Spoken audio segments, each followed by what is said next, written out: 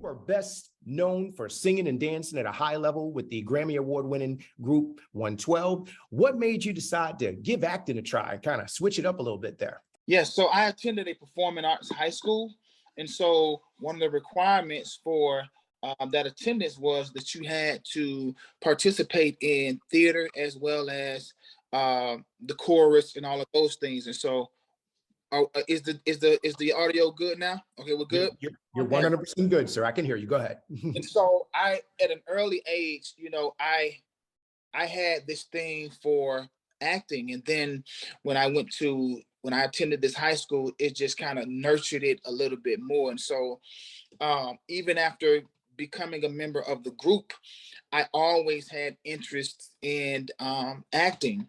It's just that the it was just so that the music part of my career was so demanding that I didn't really have the necessary time to allocate to doing more in the acting realm.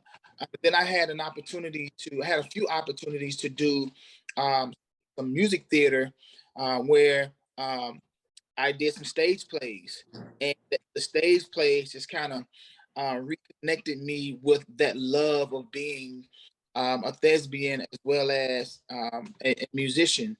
And anytime I get the opportunities, like I'm a full-on musician, but anytime I get the opportunities to display my acting chops, I relish in those moments, and I try to do the best that I can.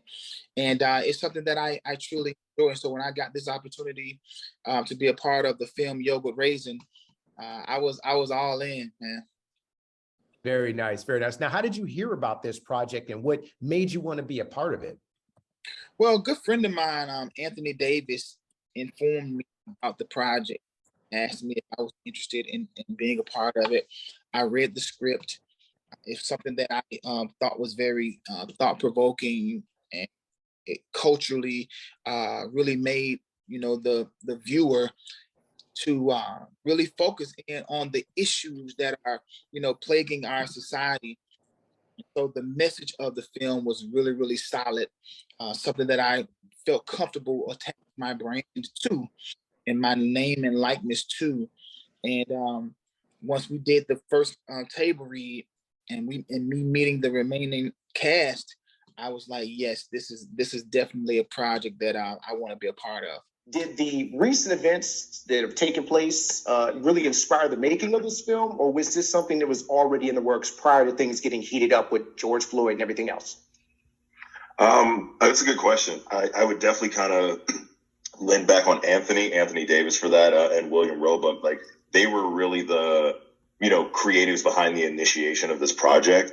So it's kind of, from what I understand, twofold. Like, obviously, to be a Black man in this industry in this time of day, you have to be aware of everything that's going on around you. So I'd be remiss to say that they weren't aware of, the certain injustices that we're dealing with, specifically because of like who they are as men, as Black men.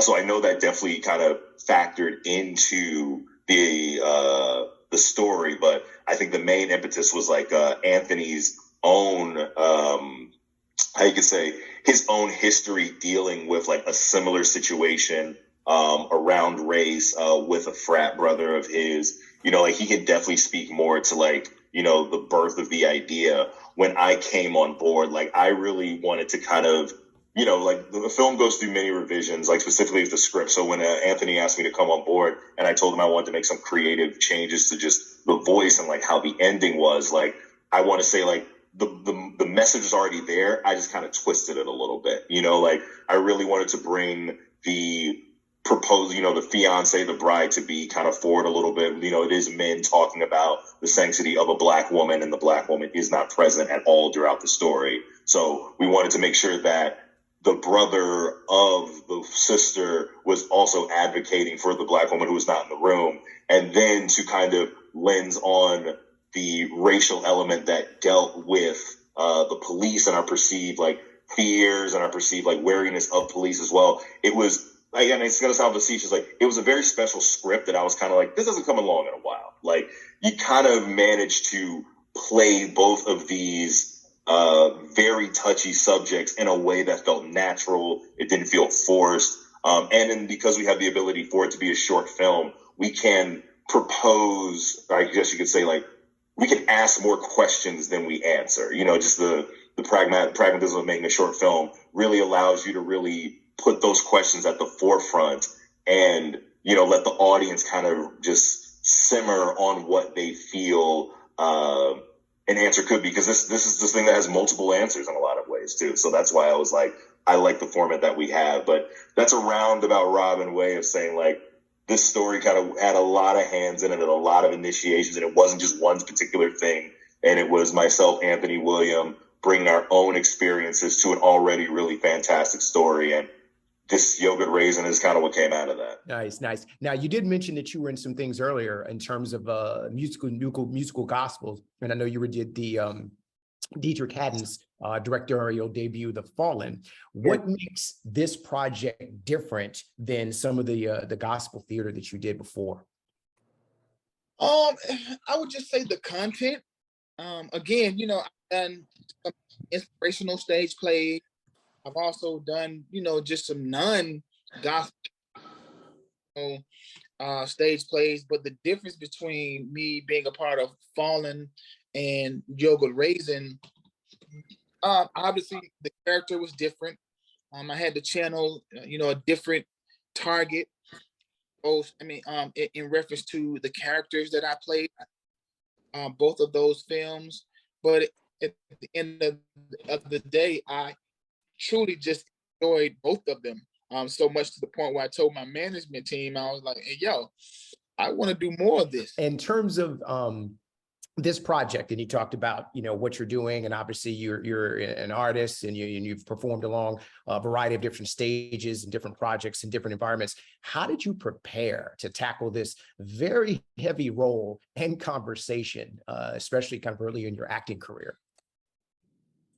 Well, the first thing is, you know, doing the character analysis and truly understanding, you know, the character that I was playing. And it was a character that is, you know, every friend group has one of these guys where he's kind of the antagonist. He is the guy that is always egging. You know, he's the starter of the jokes. He's the guy that is first when it comes to pranks, keeping up mess, instigating.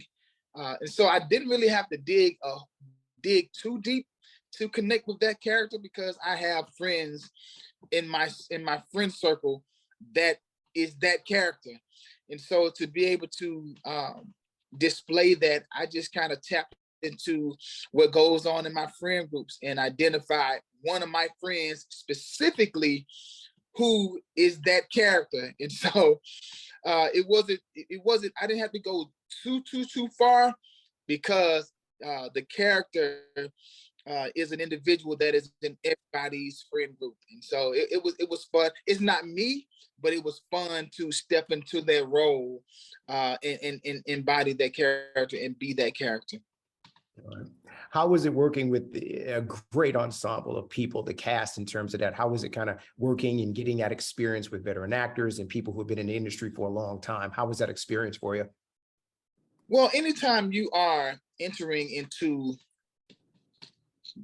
not highly traveled territory, it's always good to have veteran leadership and veteran guidance going along this journey with you. And so the cast is an amazing group of guys, some of which have been acting for a long time.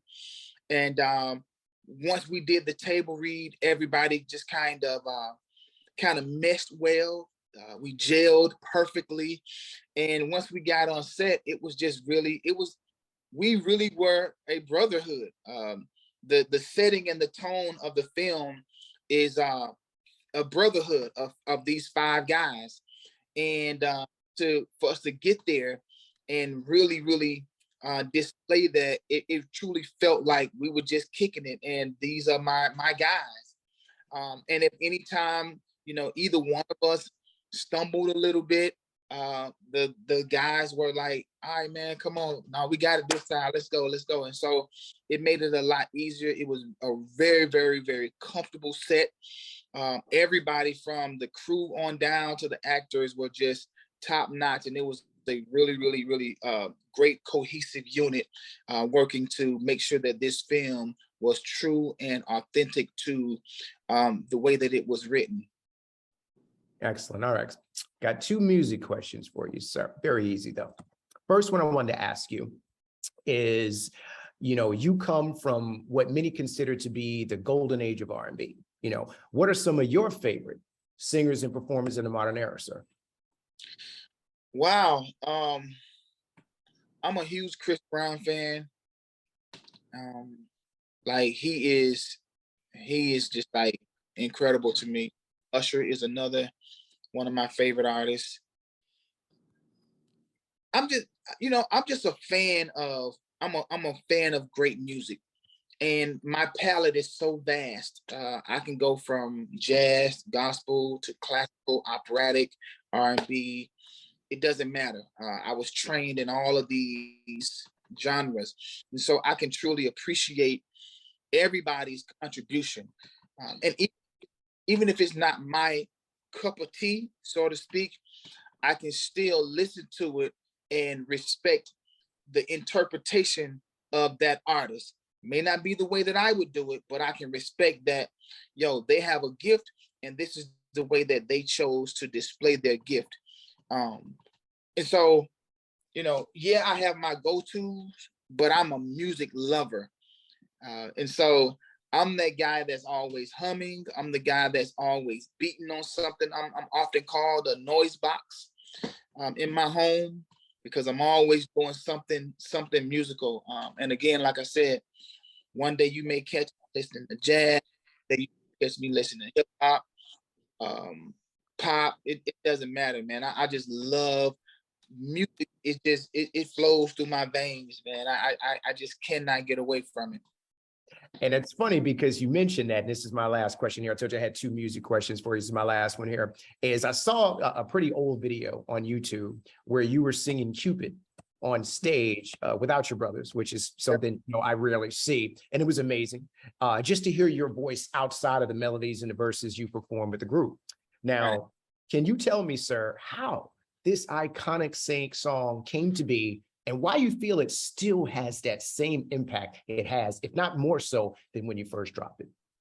Well, the song came to be, I tell this story all the time, man, but the song came about because, as a young artist, and I'm speaking of the group as a collective, as a young artist, the budgets for your first album is nominal, right? It's not like you have like the huge, like they're not rolling back the Brinks truck for your first album because you got to really kind of prove yourself. And at the time, man, Babyface he was batting 1,000. I mean, every song he was producing or writing, it was just going out of here. All the Boys to Men records, the After Seven, the Waiting to Exhale, his stuff. I mean, you name it, man. Face was penning it and producing it. And Puff took us out to LA to meet Face, and he loved us.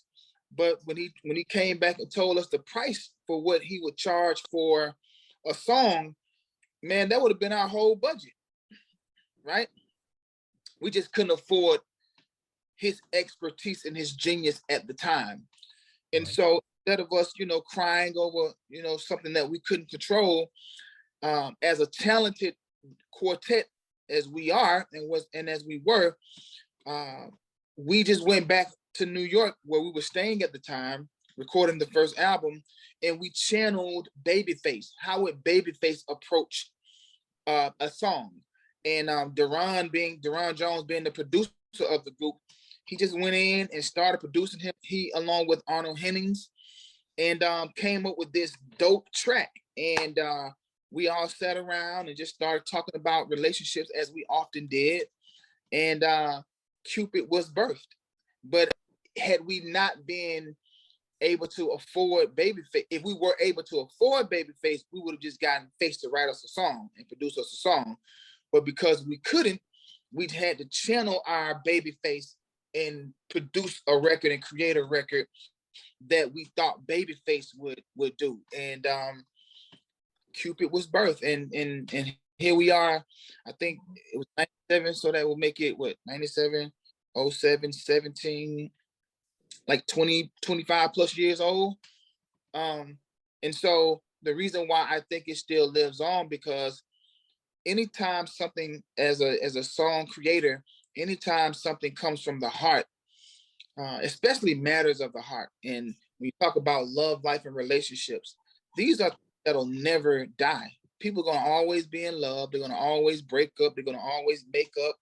Gonna always be happy, sad, all of those things. And so that was always our approach, even as young artists in our teens, to just write songs that we knew everybody could relate to, write about things that were not going to go out of style. Yeah, we had, some of our fatty songs, like Peaches and Cream and stuff like that. But for the most part, when you think of all of our records, they were very relational. They were always hitting every aspect of love, because we knew even at a young age that love was something that was never going to go out of style. Absolutely, absolutely. Fantastic, fantastic. And my last one here for you, in terms of this particular film and project, what do you hope the outcome will be for it in terms of, the conversation, the impact? What do you hope to see in terms of this film in the marketplace? Well, first of all, I would say that it's a must see. Like I said earlier, great writing, great directing, great cast, but also, it shines a light on some issues that are going on in our communities, and just worldwide socially. And so, this is a film that you should sit down with your children. There is no age limit. I think it is appropriate for, the 8-year-old as well as the 80-year-old to start having, social conversations on, things that may be where there may be some injustice going on, racial division, stereotypes, classism. It really just touch on a lot of the issues that socially are in our communities currently. And so to be a part of this film was something that I was very proud of, because I will be in the homes of families that will use this film to start the conversations. And hopefully, once you watch this film, whoever you are, would want to be a part of the conversation, and vow to be a change maker, be a difference maker, and not somebody that will just continue perpetuating the issues, but really standing on the front lines, wanting to be different, wanting to see the changes that are necessary and the changes that are needed to be made. Excellent, excellent. Well, listen, from what I've heard and seen in terms of from you and from the director, seems just like it's going to be amazing. I can't wait to have an opportunity to check it out as time goes on. I wish you nothing but continued success, sir. And I definitely appreciate you, hanging out with us with Plastique and talking about yogurt raisin. I'm sure it's going to be great, and I can't wait to check it out. Absolutely, man. Thank you for your time.